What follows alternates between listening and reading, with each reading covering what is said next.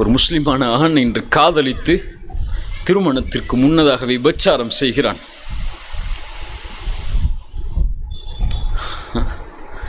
எந்த நிலையில்? யார் செய்யக்கூடிய காரியம் இதெல்லாம்? நோக்கம் இல்லாமல், குறிக்கோள் இல்லாமல், லட்சியம் இல்லாமல், வாழ்க்கையின் எந்த அடிப்படையும் இல்லாமல், உலகத்திற்காக, உலக ஆசைகளுக்காக, உலக ஆசாபாசங்களுக்கு அழிவடைந்த ஒருவனுக்கு தான் ஒரு பெண்ணிடத்தில் 24 மணி நேரம் பேசி வாழ்க்கையை தொலைக்கணும்னு நோக்கம் வரும். முதல்ல ஹராம்ல பிரேக்கப் ஆனா தற்கொலை பண்ணிக்கிறதுக்கு போவார் அவரு. அவ பிளாக் பண்ணிட்டா அவ்வளவுதான், 3 நாள் சாப்பிட மாட்டார் அவரு. இதுவெல்லாம் யாருக்கு? யாருக்கு? உலகத்தை நோக்கமாக கொண்டு வாழ்பவனுக்கு